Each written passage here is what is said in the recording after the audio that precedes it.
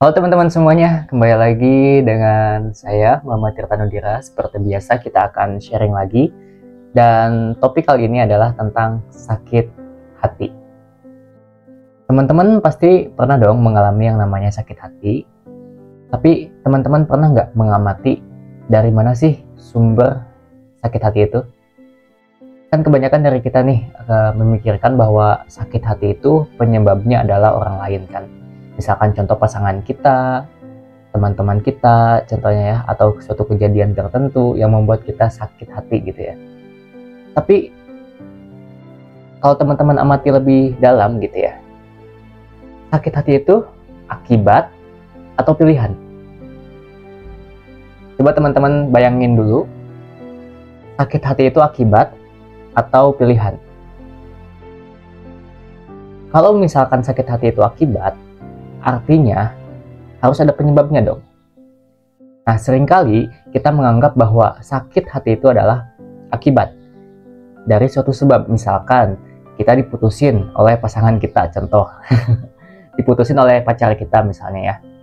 Nah, kan kita pasti bilang, aku sakit hati karena dia.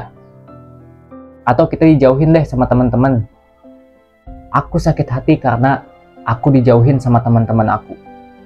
Ya, jadi kita itu selalu berputar di lingkungan atau di lingkaran menyalahkan orang lain. Ya, padahal sakit hati itu adalah pilihan. Kita mau sakit hati atau tidak kan tergantung kita sebetulnya. Ingat sekali lagi, segala sesuatu hal yang masuk ke dalam diri kita itu sifatnya netral. Ya, tidak ada positif negatif, tidak ada baik buruk, tidak ada benar salah, semuanya netral. Menjadi baik atau buruk itu kan penilaian kita. Sama seperti sakit hati. Ya, masuk ke dalam diri kita atau enggak, itu kan gimana kita. Kita sendiri yang menentukan kita sakit hati atau tidak sakit hati. Gitu. Kalau saya tanya kepada teman-teman semua, wujudnya sakit hati itu apa sih? Wujudnya sakit hati itu gimana?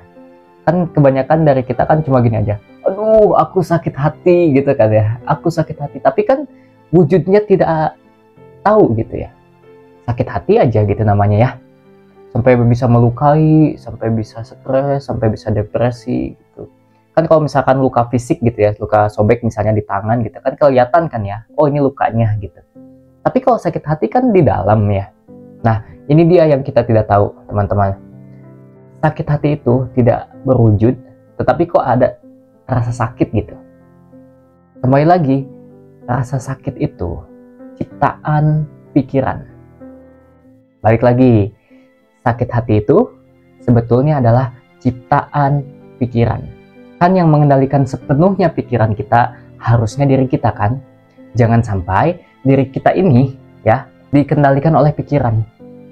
Ketika diri kita sudah dikendalikan oleh pikiran, maka segala sesuatunya akan buyar, akan bersumber menjadi sakit hati.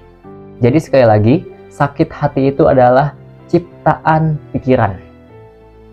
Dan tergantung kita mau memilih sakit hati atau tidak. Ya, kembali lagi kepada kita. Kalau teman-teman terus saja memikirkan sakit hati, maka sakit hati itu akan membesar dan menjadi sebuah hal yang selalu ada gitu. Nah, mulai saat ini coba sadari teman-teman bahwa sakit hati itu bukan bagian dari diri kita, tetapi sakit hati itu hanyalah ilusi buatan pikiran. Jadi poin dari sharing ini adalah ketika kita dihadapkan dengan sesuatu hal yang membuat diri kita sakit, coba amati lagi teman-teman, segala sesuatu hal yang masuk ke dalam kita, kitalah yang mengizinkan bisa masuk atau tidak. Bagaimana kita? Sakit hati bisa menjadi sakit hati ketika kita mengizinkan sakit hati itu masuk ke dalam diri kita. Ketika kita belajar memaafkan, maka semuanya akan menjadi indah. Itu saja untuk video kali ini. Sampai jumpa di video selanjutnya.